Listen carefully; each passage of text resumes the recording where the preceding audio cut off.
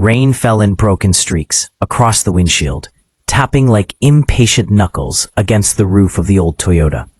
Inside the car, Aaliyah Brooks, a 33-year-old nurse with tired eyes and a heart still kind despite the world around her, gripped the steering wheel with trembling fingers. It was well past midnight. She should have been home hours ago, but an emergency shift had kept her at County General. 9 patients, 4 codes, 2 she couldn't save. Her soul felt heavier than her uniform.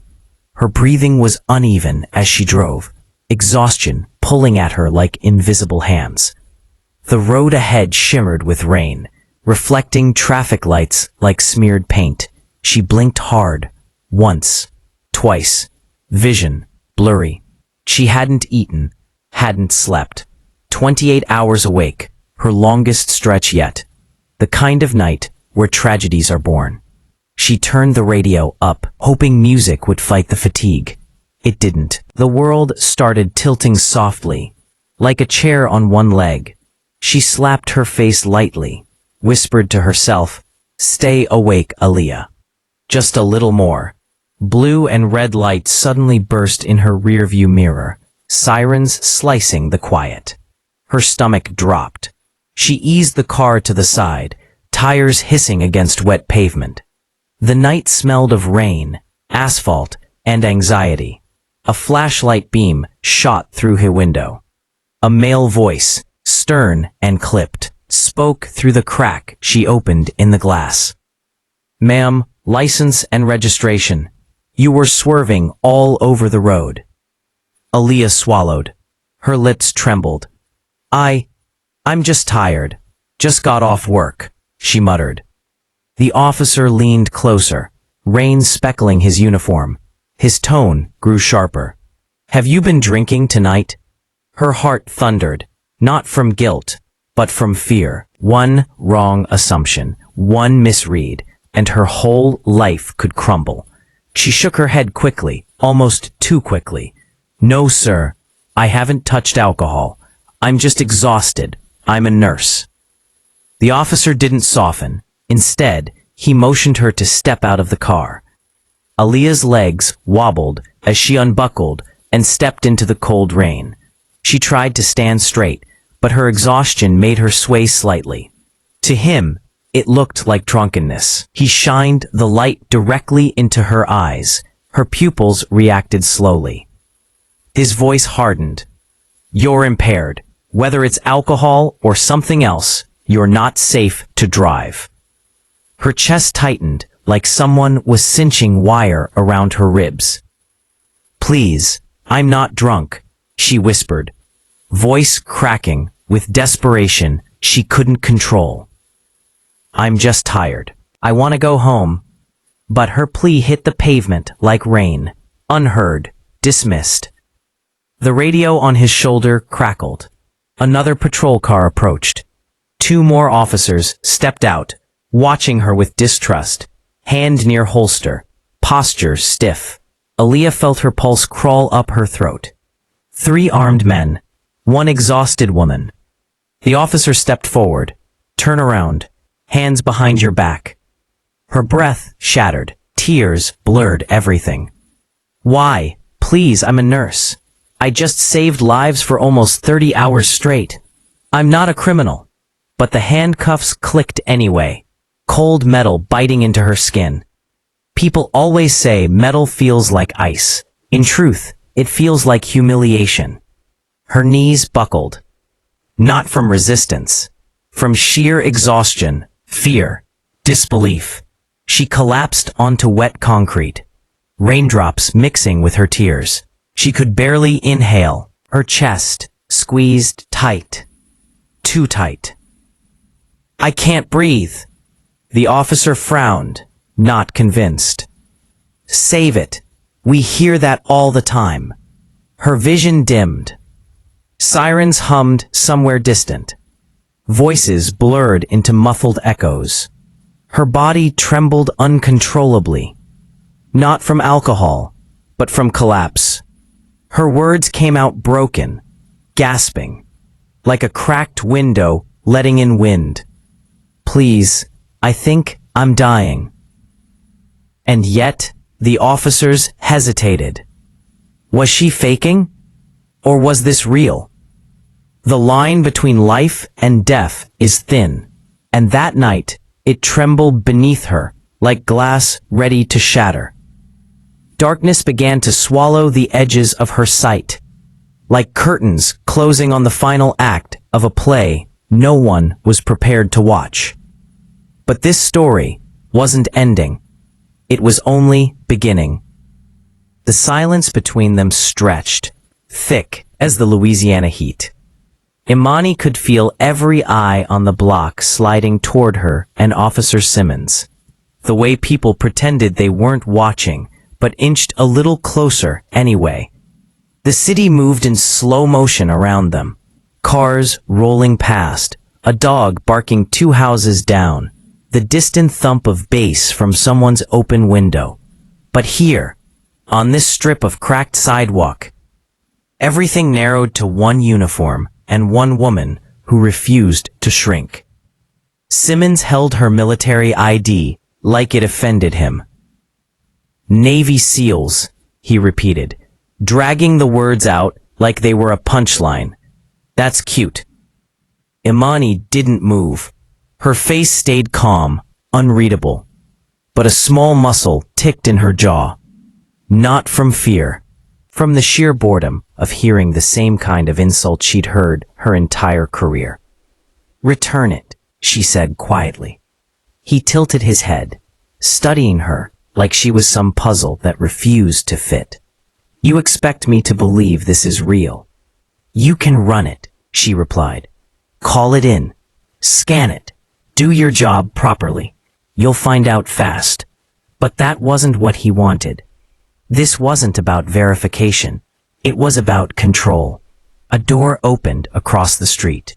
Someone stepped out onto a porch, leaning against the railing, phone already in their hand. Further down, a young woman in a red tank top slowed to a stop, lifted her camera, and hit record. She didn't hide it. The screen glowed, pointed straight at him. Simmons noticed. His shoulders stiffened. His grip tightened on the ID. He adjusted his stance, like a man suddenly aware he had an audience and determined not to look weak in front of it. "You got a problem?" he snapped at the woman with the phone. She didn't even blink, just making sure things stay honest out here. A low murmur rippled through the people watching. Nothing loud, nothing explosive. Just the sound of witnesses settling into place. Imani watched all of it without turning her head. Years of combat had trained her to read a room without announcing she was reading it. The pressure was shifting. This wasn't a quiet stop anymore. It was a performance, and Simmons was losing control of the stage. "I don't appreciate people trying to make a show out of me doing my job," he said, louder now, projecting for the cameras. "Then stop putting on a show," Imani replied calmly. The words landed clean, sharp, like a well-placed strike. His smirk vanished completely. He stepped out of the patrol car, boots hitting asphalt a little harder than necessary. For a second, his hand hovered near his belt, not quite on his holster, not quite away from it. A threat without saying the word. "Turn around," he ordered, "hands behind your back." Imani's eyes narrowed, almost imperceptibly. "For what?" "Failure to comply," he snapped. "Interference, whatever charge you'd like it to be when we're done." The crowd stirred. Someone muttered, "Man, come on," under their breath. Imani felt the familiar burn of adrenaline spread through her chest, but she didn't let it control her. She'd been under fire in cities most of these people had never heard of. She'd broken down doors with her heart pounding in her ears. This was just another kind of battlefield. Only this time, the enemy wasn't across an ocean. "Officer Simmons," she said, voice steady. "You're making a mistake." His nostrils flared. "No, you made the mistake when you decided you didn't have to listen." He closed the distance between them by another step. Too close now. inside the space where people either backed down or broke through. "Last chance," he said. "Turn around." She met his gaze, unblinking. "You really want to put cuffs on a Navy lieutenant in front of half your precinct's jurisdiction, on camera, over walking down her own street?" For a heartbeat, doubt flashed behind his sunglasses. Then pride smothered it. He reached out and grabbed for her wrist. Everything changed in a breath. Imani's body moved like it had been waiting for that moment. No wasted motion, no wild swing. Just a small shift of weight, a pivot from her hips, her arms slipping out of the line of his grip with practiced ease. His fingers closed on air. To the crowd, it looked like he stumbled. Gasps broke out around them. "Yo," she slid right past him, someone said, half laughing, half stunned. Imani stepped back, just enough to be out of reach, feet planted, hands still empty and visible. "That is not resisting," she said evenly. "That is me, avoiding unnecessary contact with someone who can't control his hands." Humiliation flooded Simmons' face. Color climbed up his neck, past the edge of his collar. The cameras locked onto him, worshipping every awkward twitch. "Dispatch, I need backup." He snapped into his radio, voice shaking just enough for Imani to hear it. "Backup for what?" she asked. "For an uncooperative suspect," he barked. The young woman filming scoffed loud enough for everyone to hear. "Uncooperative? You're the only one getting loud, officer." Simmons didn't look at her. Couldn't. He was too focused on the one person who hadn't broken, the one person who refused to bend. Imani watched his breathing get heavier, watched his hands clench and unclench.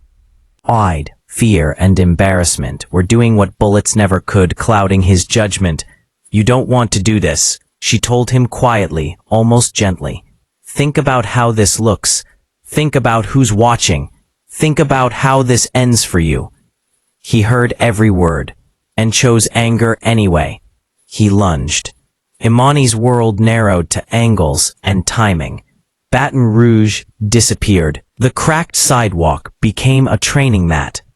The shouting turned to muffled echoes. It was just her, the target, and the pattern written into her muscles. She stepped into his momentum instead of away from it, touching his wrist with one hand. Her other hand braced his elbow, guiding his weight over the smallest shift of her hips. It wasn't flashy. It wasn't cinematic. It was efficient. For a split second, Simmons's feet left the ground in his own mind. He didn't fall. She didn't put him on the pavement. She could have. But she didn't need to. Just that sharp loss of balance, that involuntary flail of his arms, was enough. She released him before it turned into something worse. He stumbled forward 2 steps, boots scraping concrete, arms swinging wide to catch himself. Every phone caught it. Oh, he almost hit the ground. "She just flipped his whole ego, bro." Laughter bubbled up from the edges of the crowd. Not mean exactly, but real. The kind of sound that clung to a man's reputation long after people forgot why they laughed. Imani stayed exactly where she was, hands at her sides, posture relaxed. "Are we done here?" she asked calmly. Simmons spun around, face red, jaw clenched so tight his teeth might crack. He looked less like a seasoned officer and more like a child who'd just been outplayed on a playground game he thought he owned. His fingers twitched toward his belt again. Before he could do anything else, tires rolled over asphalt behind them. A second patrol car pulled up, lights off, but presence loud. A door opened, firm and unhurried. "What the hell is going on here?" A deeper voice called. Sergeant William Burke stepped into view, older, broader, with the kind of weariness in his eyes that said he'd seen every version of this scene before, and was already tired of it. Phones lifted higher. Imani didn't move.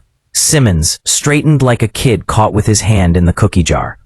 "Sergeant," he rushed out. Subject refused to comply, physically interfered with. Burke held up a hand. "Stop." His gaze swept the street. The crowd. The phones. Then he turned to Imani, taking in her stance. The duffel bag at her feet, the calm in her face. Without saying a word, he held out his hand. "ID," he said. Imani stepped forward and placed her military card in his palm. Burke looked down at it. His expression shifted in slow motion, from professional neutrality to recognition, and then something close to disbelief. He looked back up at her. "Lieutenant Harper," he asked. The crowd quieted instantly, as if someone had flipped a switch.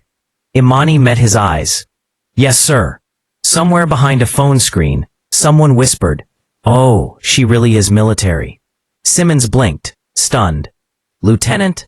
Burke turned his head just enough to look at him. "You didn't read this?" he asked, holding the ID slightly higher. Simmons' throat bobbed. Burke didn't bother finishing that conversation. Not yet. He shifted his gaze to the people surrounding them. "Anyone here recording?" he called. Almost every hand went up. The young woman in the red tank top lifted her phone like a trophy. "I got the whole thing, Sergeant." Imani watched the last of Simmons' confidence drain from his face. Whatever happened next? One thing was crystal clear now. He picked the wrong woman on the wrong street, on the wrong day, to try and flex on. And the lesson he was about to learn? It was just getting started. Night had swallowed the streets of Baton Rouge by the time Imani left her uncle's porch. Clouds moved slow across the moon, thick and heavy like unspoken thoughts. The city seemed quieter than usual, like even the wind was waiting to see what happened next. She walked alone, hands tucked in her pockets, the rhythm of her boots soft on cracked pavement. Every streetlight she passed flickered with a low hum, casting shadows that stretched and twisted under her feet. She'd been trained to be fearless, to stand tall in the face of danger. But tonight wasn't about war, or training, or commands. Tonight was about who she was when no one was watching. Her childhood home sat 2 blocks from the corner store, a modest house with chipped paint and a swing her father built before she enlisted. She paused in front of it, taking in the soft creak of the rope tied to the porch beam, the pattern of rust on the mailbox, the scent of magnolia drifting from the yard. It was familiarity she hadn't felt in years. But she didn't go inside. Instead, she sat on the swing, pushing gently with her foot as the chains squeaked in slow rhythm. Her mind replayed the scene with Simmons over and over. Not out of pride, but because of what it meant. She had diffused men more dangerous than him.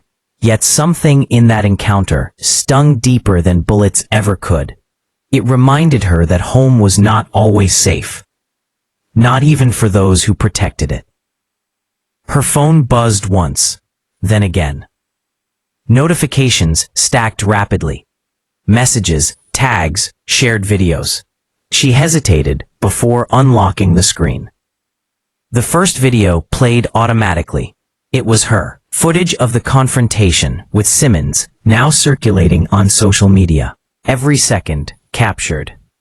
Every word clear. The twist of his wrist. The shift of her stance. The moment he stumbled and the crowd gasped. Millions of views. Comments. Hashtags. Reposts. She exhaled deeply. She hadn't wanted this to become public. She hadn't sought attention or praise. She only wanted peace, a quiet walk through the neighborhood she once called home. But peace was never simple.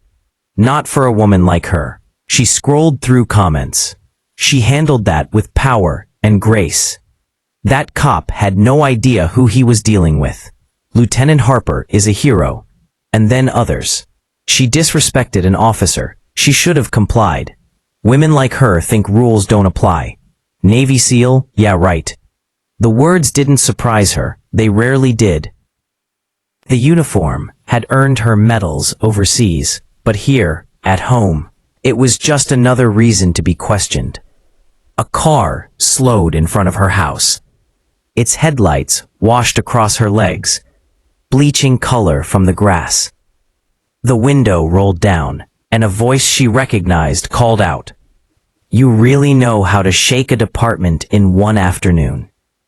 Sergeant Burke stepped out, closing the car door slowly, respectfully. His presence was calm, steady, the kind of authority earned instead of demanded. Imani stood from the swing, meeting his gaze without flinch or retreat. "Didn't plan on shaking anything," she replied. He nodded, like he believed her. "I know, but planning rarely matters once cameras come out." They stood a few feet apart, not as soldier versus officer, not as suspect versus authority, but as two people who'd spent their lives navigating systems built with cracks in every wall. Burke leaned against the railing. "You know Internal Affairs wants to review you too." Imani raised a brow. "Review me for defending myself?" "For embarrassing one of our own," he corrected softly. "Some folks don't care much about context." The swing creaked between them like a ticking clock. Imani folded her arms. "If they want to question me, I'll answer. I faced war zones with less courtesy." Burke almost smiled, not with amusement, but respect. Most people would have pressed charges. "I didn't come back home to fight," she said. "But I won't fold either." Silence again. But this one was different. Lighter, like something had shifted. Burke inhaled, then stepped a little closer. "Let me ask something, off the record." She waited. "Why did you come back here?" he asked. Imani's eyes shifted toward the house. "To find something I left behind." "What's that?" She didn't answer immediately. Instead, she walked to the porch, her hand brushing the carved initials on the swing frame. CH plus DH for her parents. She spoke with a tone soft as memory. "A part of myself I lost overseas," she said. "And I'm not sure how to get it back yet." Burke nodded slowly, like he understood more than he said. Then another car turned the corner. Headlights, bright, fast, too fast. Burke's posture sharpened. "You expecting someone?" "No." The vehicle rolled to a stop in front of them. Not a patrol car. Not a neighbor. A black sedan with government plates. Imani felt it before she recognized it. Her heartbeat tightening, like a drawn bowstring. The rear door opened. A man in a black suit stepped out, posture rigid, eyes focused, like he already knew her whole file, front to back. He approached the yard with no hesitation. "Lieutenant Harper?" Imani straightened instinctively. "Yes." He handed her a sealed envelope, official, heavy, stamped with military insignia. "This is classified," he said. "You've been requested for reactivation." Burke looked between them sharply. Imani didn't move. Didn't blink. Didn't breathe. "I'm not active duty anymore," she said quietly. "Not anymore," the man replied. "But someone wants you back." He pointed to the seal. Urgently. The sedan door closed. The engine hummed. The car disappeared down the street as fast as it came, leaving only exhaust and silence. Imani stared at the envelope in her hands. Burke exhaled. "You gonna open it?" She didn't. Because she already knew. Life wasn't done with her yet. And peace was a privilege she'd have to earn all over again. Simmons' radio crackled before either of them moved. "Unit request update. Backup en route." Those words alone shifted the street like a change in wind direction. People straightened, phones lifted higher, conversations hushed into silence. Imani knew exactly what this meant. Backup wasn't coming because she was a threat. Backup was coming because Simmons couldn't control his pride. He wanted witnesses, not to truth, but to submission. And now, the moment he'd been chasing all along was here. Imani relaxed her shoulders, grounding herself the way she had done before, breaching enemy compounds. Slow breath in, slow breath out. Calm, centered, immovable. Simmons stepped forward again, voice low enough only she could hear. "You're going to regret making me look weak," he hissed. Imani didn't blink, didn't flinch, didn't feed his fire with fear. Instead, she leaned in just enough for him to feel the confidence behind her steady gaze. "I didn't make you look weak," she said quietly. "You did that all by yourself." The words struck harder than any physical strike could have. His eyes thinned, jaw flexing so hard the vein in his temple pulsed visibly. He stepped back, recomposing himself, straightening his uniform like it could glue his authority back together. Then, sirens. Blue and red reflections washed over the street, bouncing off storefront windows like wildfire in steel and glass. A second cruiser rolled up behind the first, doors opening fast. Two officers stepped out, one younger, jittery and uncertain. The other older, stockier, posture steady, like he'd seen every kind of bad day unfolding right in front of him. They took one look around, the phones, the stairs, Simmons' face, and instantly knew they were stepping into a storm. The older one spoke first. "What's the situation?" Simmons puffed up, like a man desperate to reclaim his throne. "Uncooperative suspect. Possible forged identification. Attempted resistance." The younger officer shifted uncertainly, eyes bouncing between them both. Imani didn't speak. She didn't need to. The truth didn't require volume, only patience. The small crowd, that same young woman with the phone, called out. She didn't resist nothing. "We saw everything." Another voice joined, then another, and another. The street became a jury, and Simmons was about to discover what public accountability really looked like. The older officer raised his hand for quiet, then turned to Imani directly. "Ma'am, is that your ID?" "Yes." "Are you refusing to cooperate?" "No." Just one measured word, calm as a drawn breath. Simmons scoffed, frustrated. Then why is she still refusing orders? Why does she think she can walk away whenever she wants? Imani finally answered, not loud, not emotional, but sharp enough to slice through the air like a blade. "I don't need permission to walk on my own street." The older officer studied her, eyes picking up micro-expressions the way trained professionals always do. He noticed posture, tone, breath rhythm. No panic. No aggression. Just controlled presence. Then he looked at Simmons. And what he saw there wasn't professionalism. He saw ego. He saw embarrassment. He saw a man who'd lost control and now wanted revenge dressed as protocol. Before he responded, the younger officer tapped him subtly, showing him a screen. A live video. Recording. Already online. And climbing in view count. Fast. That changed everything.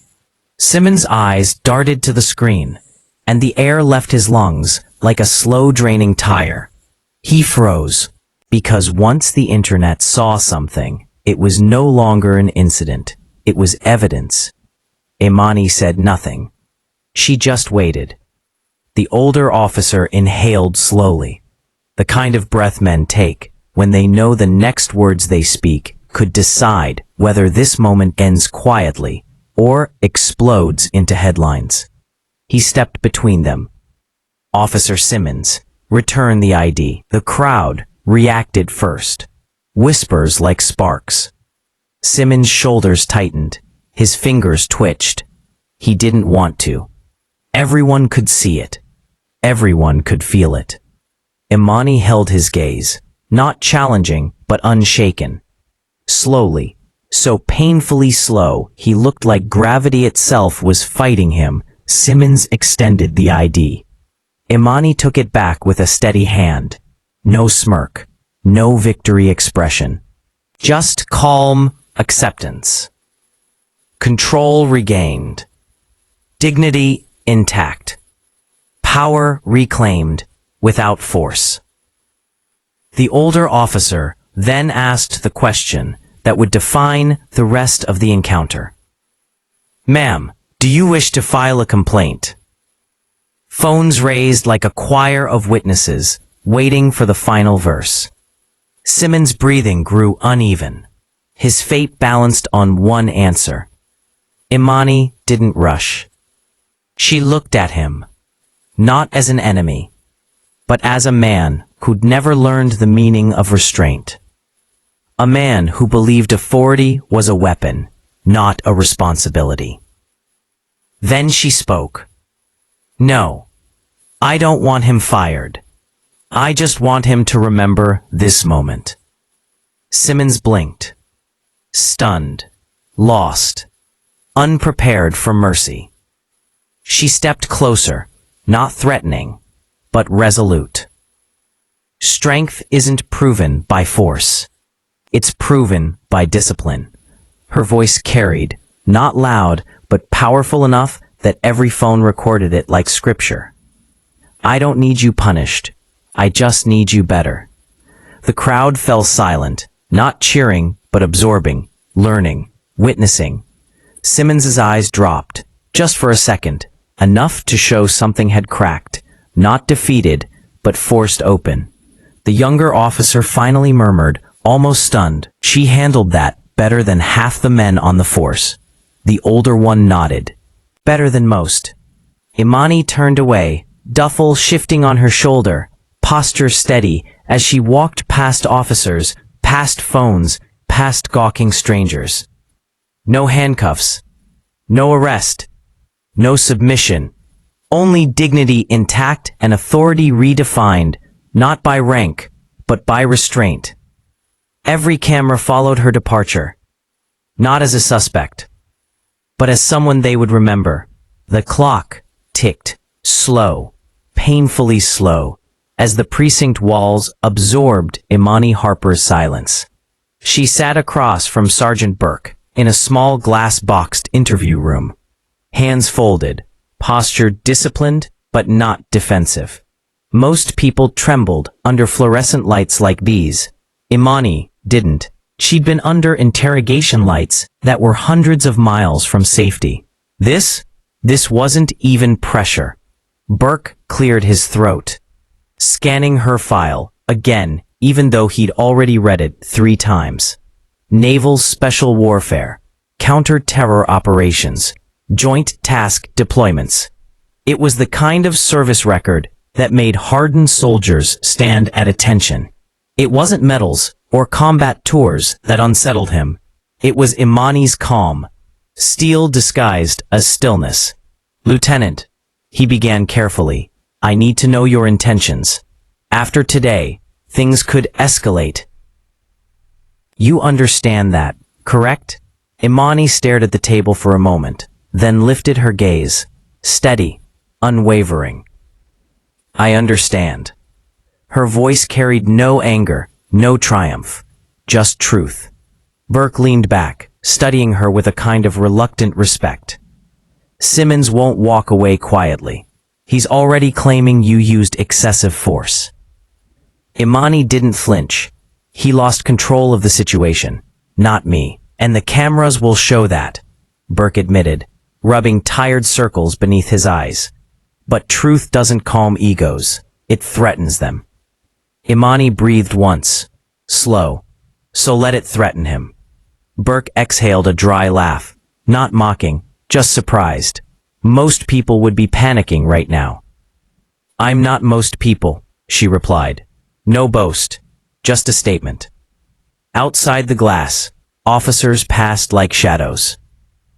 Some glanced inside, curiosity leaking through badge-polished confidence. A black woman humbling one of their own was a story already spreading through hallways like wildfire. Some looked proud. Some looked embarrassed for Simmons. and some looked angry, too angry. Burke noticed those eyes too. He closed the file gently. Harper, you may have just started something bigger than either of us. Imani didn't break eye contact, or finished something that needed to be broken. The room fell quiet again, not tense, just heavy with unspoken future. A knock at the door cut through the stillness. Officer Renee Collins stepped inside, young, sharp-eyed, uncomfortable, like someone holding truth they didn't ask for. "Sergeant," she said softly, "Internal Affairs wants Harper's statement officially logged." And she hesitated, glancing at Imani as if weighing whether the news was safe to say aloud. "There are reporters outside, a lot of them." Burke blinked. "Already?" "Yes, sir. The video is at 50,000 views and climbing." Imani absorbed that without reaction, though her heartbeat shifted. Not fast, not fearful, just awake. War zones taught her that moments didn't need shouting to become history. Sometimes they changed with a whisper and a shared recording. "Harper," Burke said slowly, "you don't have to speak to the media. I can hold them off." Imani shook her head once, not stubbornly, but with clarity. "Why hide?" she asked. "Truth doesn't need a shield. Only lies do." Burke stared at her, and something subtle, admiration maybe, warmed his expression. Collins opened the door wider. "I'll walk you out." Imani stood. Her steps were silent but firm, warrior posture her father once teased her for. She followed Collins into the hallway, eyes forward, chin up, unblinking. The station exit loomed ahead, glass doors glowing with sunset burn, silhouettes swarming beyond them like anxious waves. Collins leaned in, whisper low. "They're hungry out there, intelligent hungry, cruel hungry. If you speak, speak for you. Not to survive the moment, but to define it." Imani nodded, not as thanks, but as recognition. Good advice doesn't always need applause. The doors opened, blinding light. Microphones pushing forward. Voices colliding like storm winds.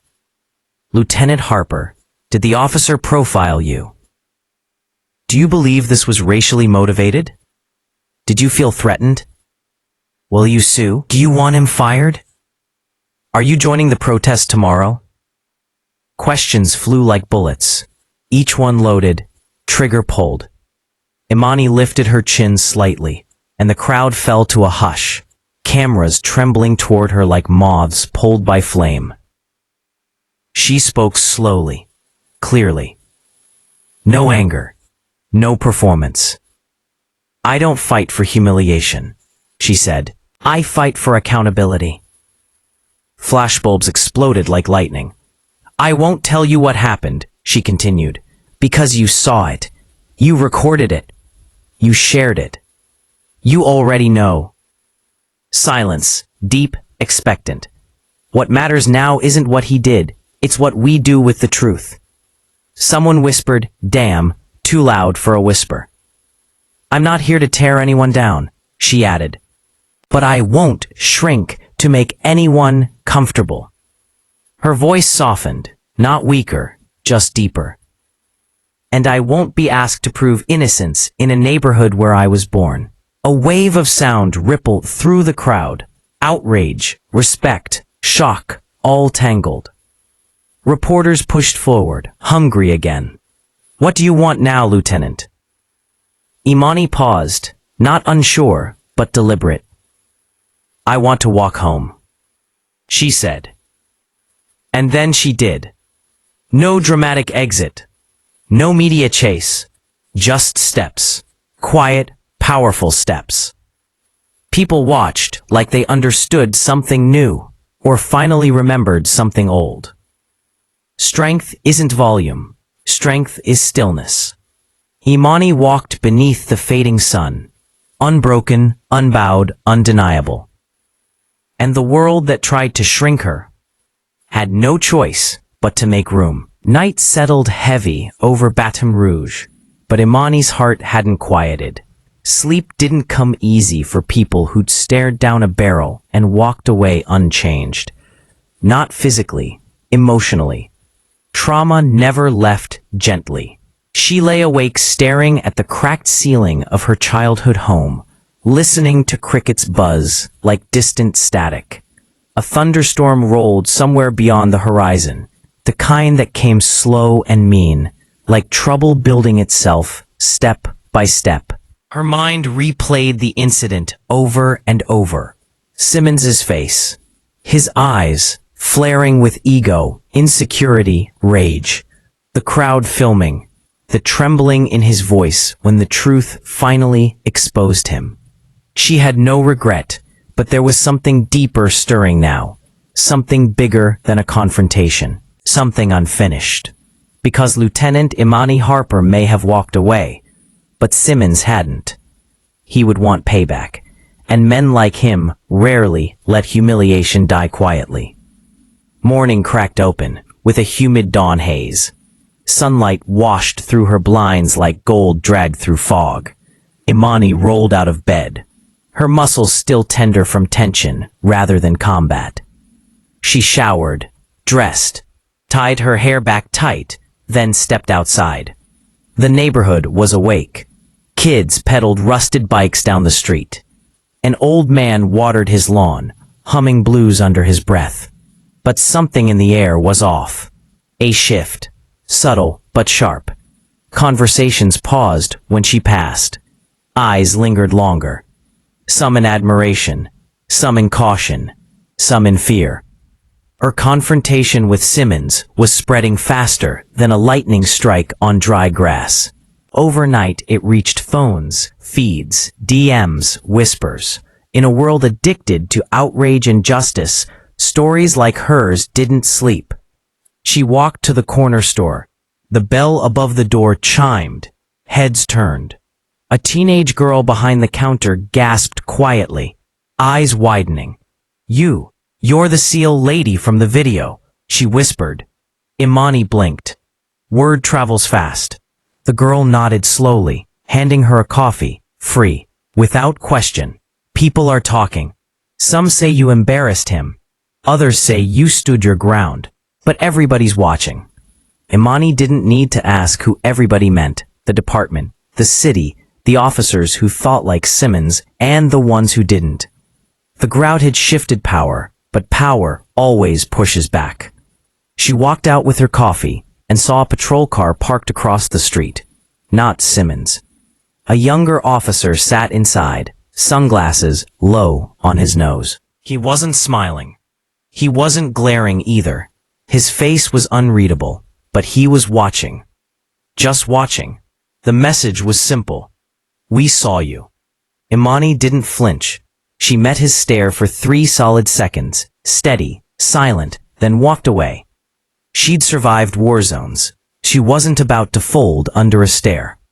But beneath her calm, she was already planning escape routes, blind spots, backup options.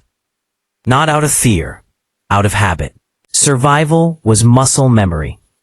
That afternoon, she returned to her father's house, where Uncle Ray sat at the kitchen table, polishing a pair of faded black boots, military style, toes scuffed with old stories.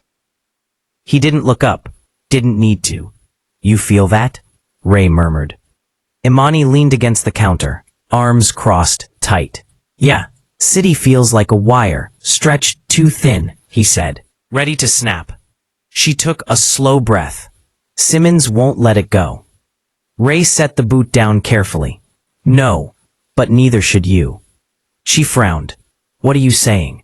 Ray met her eyes, steady, unbreakable, carved from the same grit as hers. I'm saying you didn't come home to disappear, he said. You came back right when somebody needed reminding that respect isn't optional. Imani held his stare. Her pulse was slow, controlled, but the thunder building inside had nowhere to go.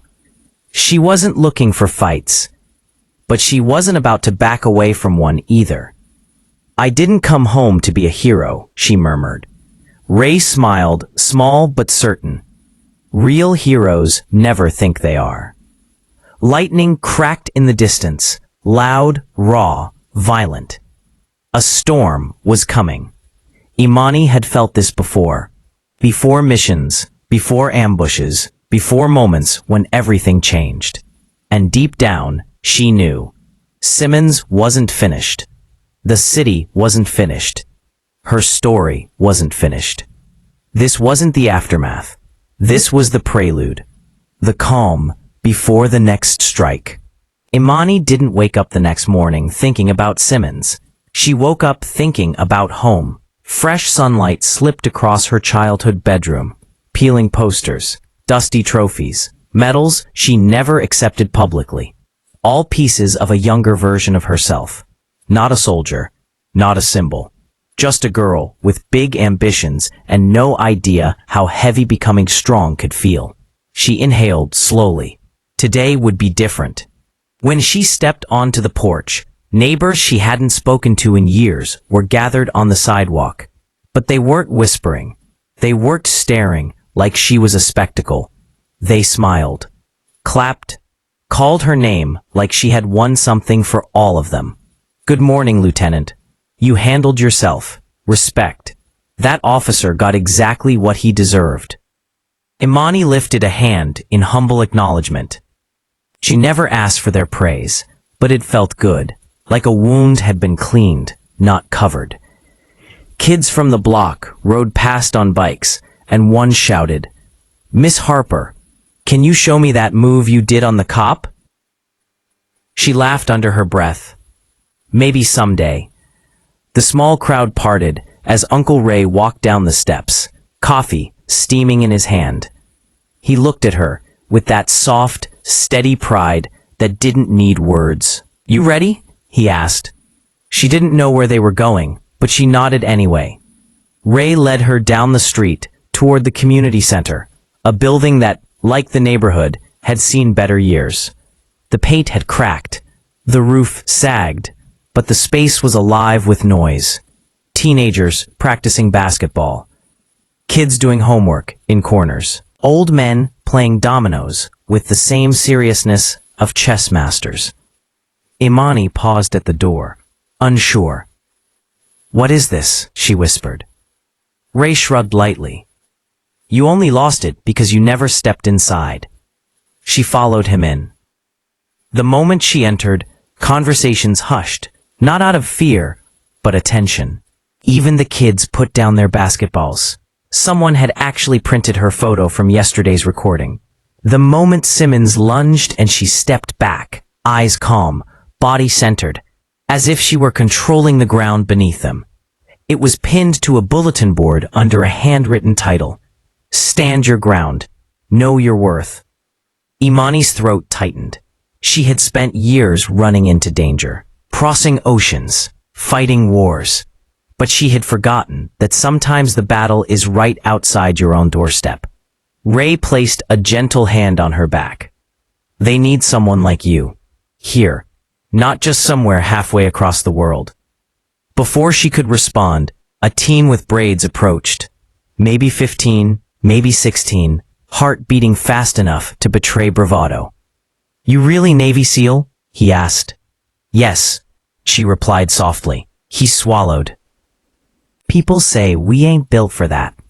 People like us don't make it that far." Imani crouched to meet his eyes. "People said that to me too." He blinked, stunned.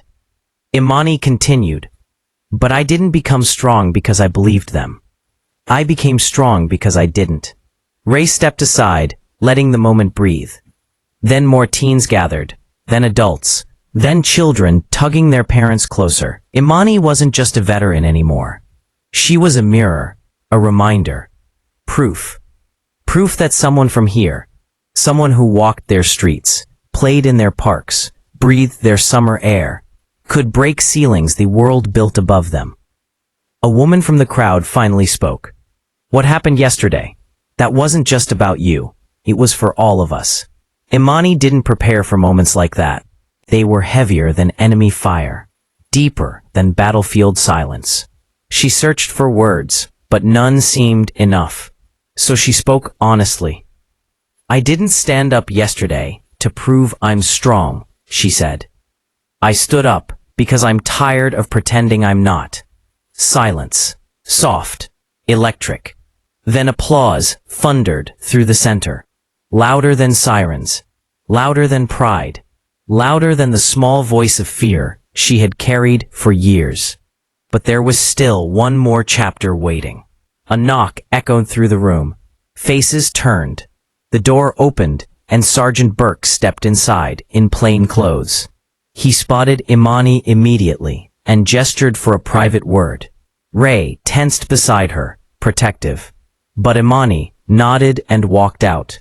On the steps, Burke removed his cap, held it between his hands. "Lieutenant Harper," he said, regret in his tone. "Internal Affairs concluded the review this morning." Imani waited, unreadable, cool, timeless as stone. "Officer Simmons is officially terminated." No pride, no victory dance inside her heart. Just closure, a quiet, steady kind. Burke exhaled deeply. "There's more," he added. He reached into his jacket and handed her an envelope. Simple, white, unassuming. Inside was a formal request. "City seeking new community engagement instructor. Veteran preferred." Her eyes widened. "We need someone who knows structure," Burke said softly. "But also understands strength doesn't always come from power. Sometimes it comes from presence." Imani's breath caught. She had spent years serving her country. Maybe now, she could serve her community. She didn't answer immediately. She looked down the street. The kids, the laughter, the weight lifting from places she didn't know held chains. She thought of her mother, her father, Ray. Then she folded the paper and looked up at Burke. "I'll think about it." Burke smiled, the first time she saw softness in him. "Take your time," he replied. "Just don't take too long. They need you." He left, and the street felt still, like the quiet before a new chapter. Imani stepped back inside the center. Ray raised an eyebrow. She nodded to him, voice low but certain. "I think I'm home." And the story didn't end. It continued. Not in war zones, not in conflict, but in classrooms, gyms, block meetings. Hands lifted high with questions instead of fists. Her battle wasn't over. But she wasn't fighting alone anymore. If this story moved you, like, comment, and share. Because strength isn't just about winning a fight. Sometimes it's about standing your ground when the world tells you to back up. Return tomorrow for another cinematic story that hits the heart and the mind. Subscribe so you never miss the next chapter.